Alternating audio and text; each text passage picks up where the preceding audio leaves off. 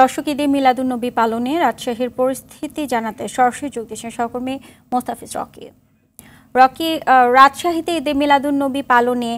কি কি কর্মসূচি দেখছেন এবং দিনটি পালনে ধর্মপ্রাণ মানুষরা কি বলছেন, আমাদেরকে বিস্তারিত জানাবেন।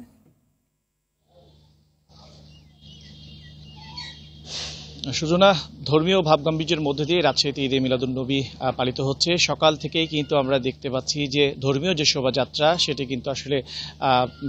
পালন করা হয়েছে এবং সকাল 8টার দিকে আমরা দেখেছিলাম রাজশাহী মহানগরীর যে শিরোইল কলোনি বড় মসজিদ রয়েছে সেখান থেকে কিন্তু ধর্মীয় একটি শোভাযাত্রা বের করা হয় এবং সেই শোভাযাত্রাটি আমরা দেখেছিলাম যে রাজশাহী মহানগরীর বিভিন্ন সড়ক প্রদক্ষিণ করে সেটি কিন্তু যে হযরত শাহ মখদুম রূপস রহমাতুল্লাহ আলাইয়ের যে মাজার শরীফ রয়েছে সেখানে গিয়ে তারা শেষ করেছিলেন এবং সেইখানে কিন্তু তারা সূরা ফাতিহা পাঠ সহ দরুদ পাঠ সহ তারা কিন্তু আসলে বিশেষ মোনাজাত করেছেন এবং সেই মোনাজাতে আমরা দেখেছিলাম যে দেশ ও জাতির কল্যাণে তারা কিন্তু আসলে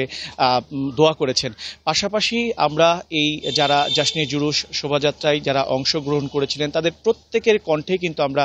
যেটি আসলে শুনতে পেয়েছি, তারা আসলে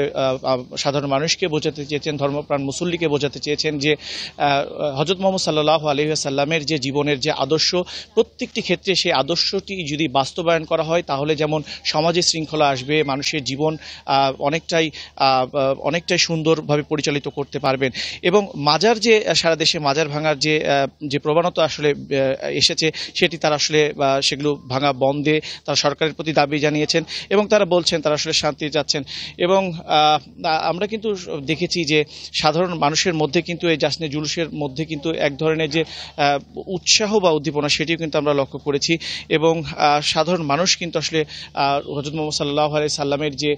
জীবন আদর্শ সেটি ধারণ করতে কিন্তু অনেকটাই উজ্জীবিত হবে বলে ধর্মপ্রাণ মুসল্লি যারা রয়েছেন তারা কিন্তু আসলে সেটি আসলে মনে করছেন। তো এই ছিল রাজশাহী থেকে আমার কাছে সর্বশেষ। জি, ধন্যবাদ আপনাকে।